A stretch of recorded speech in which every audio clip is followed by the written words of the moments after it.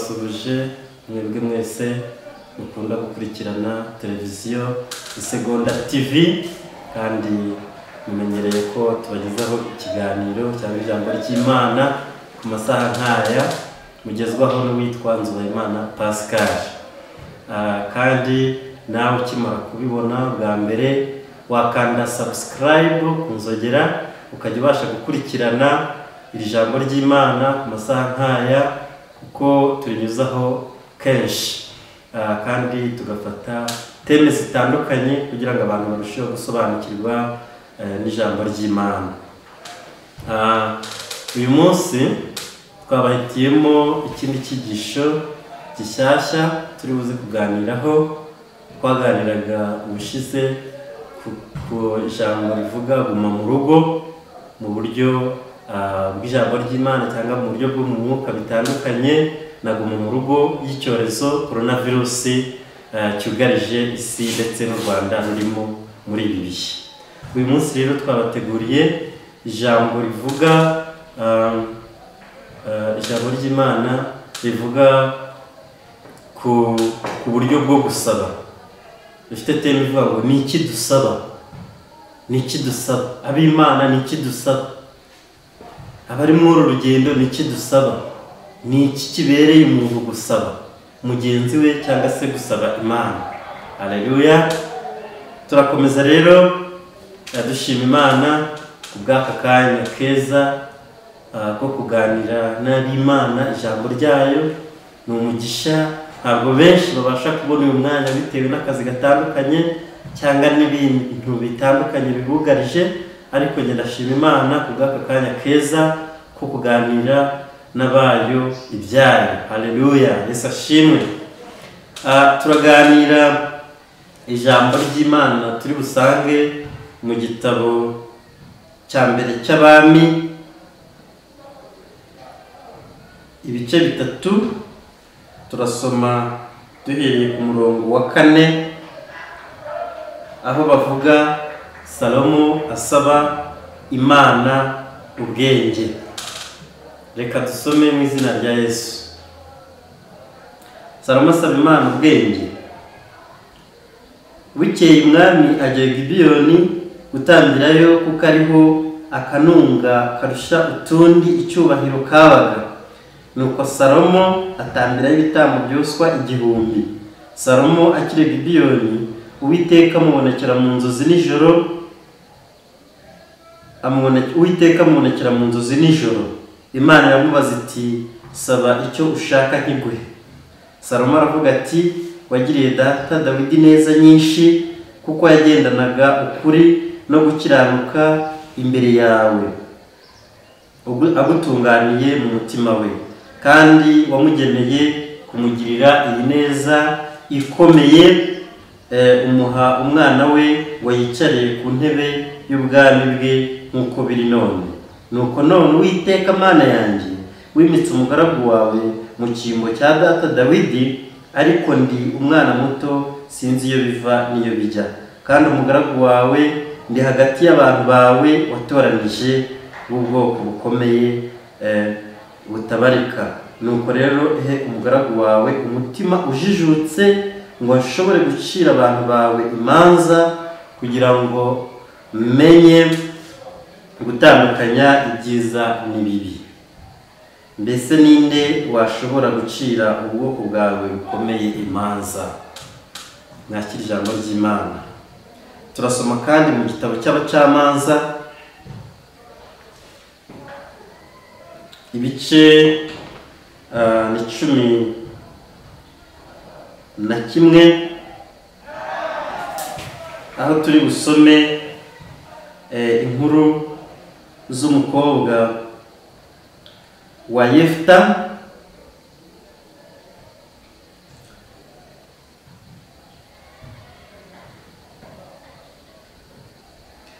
Umurongo wa 36 haranditse hati, aramubwira ati data, uwo wahigiye imbere y'Uwiteka mpigura kuko wahize, kuko Uwiteka yaguhoje ababisha bawe b'Abamoni.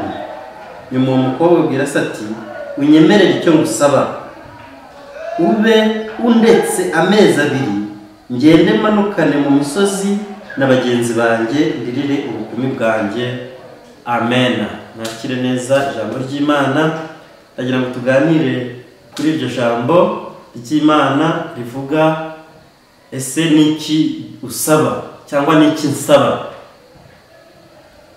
Turafata ingero zitandukanye, turafata ingero z'abasabye neza bagaragara muri Bibiliya, ndetse dufate n'ingero z'abasabye nabi muri Bibiliya nazo zirimo, hanyuma bitubere icyitegererezo cyo kumenya icyo dusaba natwe muri iyi minsi, muri ibi bihe duhagazemo bigaragara nk'ibihe bya nyuma, bigaragara nk'ibihe bitandukanye n'ibya kera uko twahoze tubibona. Bigaragarira mu buryo butandukanye, ari indirimbo z'abahanzi uko tuzibona uyu munsi zigezweho ni kunyonga igare, benshi ntiwamenya ari ibiki, zigezweho ni amafarashi, narabibonye ndatangara. Ariko se twebwe nk'abakurikira Imana buri munsi tukumva ijambo ry'Imana, ni izihe mpinduka twagira muri iyi si? Ni iki twakora kugira ngo izi ndirimbo ziriho zigendanye n'ibiri gusabwa bigaragarira benshi? Twe ni iki twakora ngo tugaragarize abantu ibyo bakwiriye kuba basaba? Haleluya. Twumvise izi nkuru zivuye muri ibi bitabo bitandukanye, igitabo cy'abacamanza, igitabo cy'amateka, ndetse n'igitabo cy'abami nacyo ni icy'amateka. Byose bitubwira uburyo bwo gusaba. Haleluya. Twavuze iri jambo riva mu gitabo cy'abami ba mbere ibice 3. Dusomye inkuru z'ukuntu umwami Salomo yasabye Imana. Haleluya. Uyu mwami Salomo yafashe umwanya aravuga ati ngiye gusenga, afata ibihe ajya hejuru mu kanunga. Mu yandi magambo navuga ko tugerageze n'ibi bihe yiyirije ubusa, arasenga, arihana, aratura, ahindukirira Imana, yubura amaso areba mu ijuru, yereka Imana umurimo yarahawe gukora. Aravuga ati uyu murimo sinawishoboza, ntawushobojejwe n'Imana. Haleluya. Amaze gusenga Imana iramwishimira, iranezerwa. Amaze kunezerwa, Imana imaze kunezerwa irururuka. Haleluya. Tujye dusenga, tujye twubura amaso turebe ejuru, twegere Imana, tuyegere nayo izatwegera. Niko Bibiliya ivuga. Imana iramubwira ngo mwana wanjye nsaba. Arangije aravuga ngo Mana, nta kindi nagusaba usibye kunyongera ubwenge. Haleluya. Ubwenge yasabye ntabwo ari ubwo gutunga ibyanirenge, kugura amazu n'imodoka n'ibindi byinshi, ahubwo yasabye kugira ngo agire ubwenge bwo kubasha kuyobora ubwoko bw'Imana nk'uko yari imuhaye kubuyobora. Imana yacu ishimwe cyane.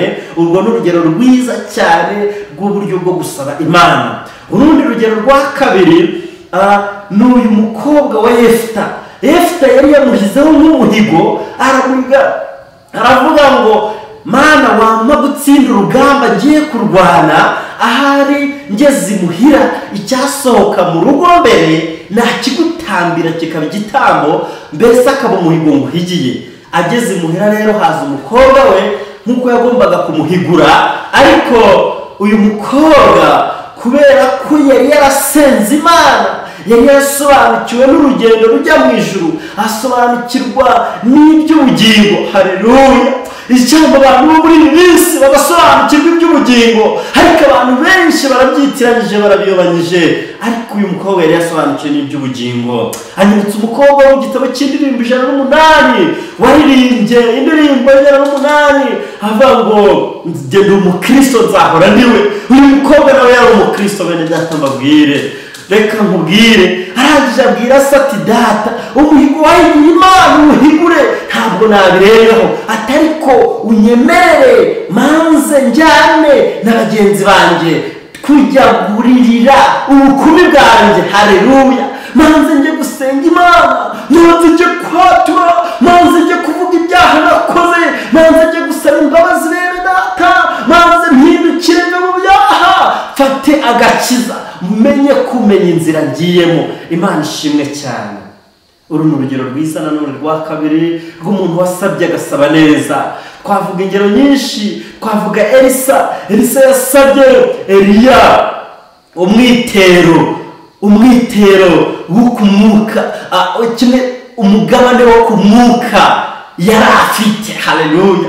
umwuka yari afite yari umwuka wo gukorera Imana, yari umwuka w'ubuhanuzi, yari umwuka w'imirimo ituruka ku Mana, imyuka y'ibitangaza. Umwuka w'ibitangaza ntabwo yari umwuka wihobanije. Imana yacu ishimwe cyane. Iki nicyo mbwira bene data bakwiriye gusaba, bakwiriye kumenya gusaba Imana. Bene data, hari abari gusaba ibimeze nk'ibi nanone ngiye kubabwira. Hari ingero mbi dufite muri Bibiliya. Dufite urugero, wenda twafata nk'urugero rw'umukobwa wa Herodiya. Uriya amaze gutarama mu gitaramo anejeje umwami Herode aramubwira ngo ndumva nshaka kukugororera, ndumva nshaka kuguhemba. Arangije aravuga ngo igihembo wampa ngo nta kindi ngo ni umutwe wa Yohana. Bene data, murumva iki cyifuzo, murumva uku gusaba koko gukwiriye ab'Imana, gukwiriye abakristo, gukwiriye abantu bari mu rugendo rujya mu ijuru. Twari dukwiye gusaba ikintu kiduhesha ubugingo, ntidusabe ikiturimbuza. Nkuko benshi muri iyi minsi ubusabe bwabo ni ubusambanyi, ubusabe bwabo ni ubujura, ni uburiganya, ni ubusabe budagize icyo bushingiyeho. Bene data, mureke twige gusaba neza. Undi muntu twavuga wasabye nabi, twavuga ahangaha Yezebeli ni umugore wasabye umugabo we wari umwami, wagiye kunyaga uruzabibu rwa Naboti. Umugabo we ni Ahabu.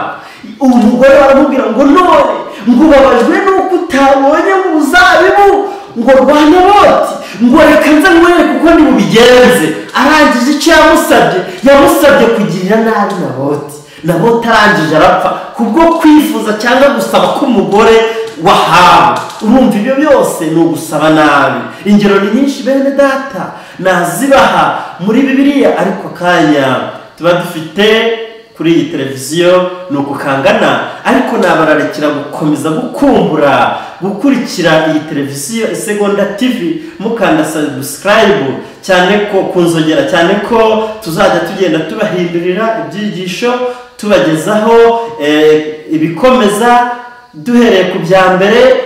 Mwanabishaka mukaba mwasaba ko tubasubiriramo ibyo twanyujijeho, ariko ndagira ngo dukomeze twunguke mu by'umwuka, kwifashisha ikoranabuhanga, YouTube, televiziyo, dore ko bisigaye byoroshye umuntu akaguma mu rugo nk'uko twabivuze ubushize, akurikiranye izi nyigisho kuri televiziyo, kuri YouTube n'ahandi hose birashoboka. Kandi mukomeze kugira icyifuzo cyiza cyo gusaba Imana ibyiza bibahesha umugisha, bihesha bene so umugisha, bizabaho ubugingo, aho gusaba bizabahesha umuvumo. Nk'uko uriya mugore Ahabu yahawe umuvumo, iherezo rye riba ribi kubwo kwifuza kwe kubi. Nta muntu wifuza nabi cyangwa ngo asabe nabi ngo azagire iherezo ryiza, ngo agire umugisha. Ahubwo uwifuza neza agira umugisha w'ibyo yasabye kandi akabibona. Ni ukuri tubifurije gutyo, kandi ijambo ry'Imana rirabisobanura. Ni ukuri turabinginga kugira ngo murusheho gusaba neza kuruta gusaba nabi. Imana ibahe umugisha. Murakoze cyane. Yarenze Uwimana Pascal.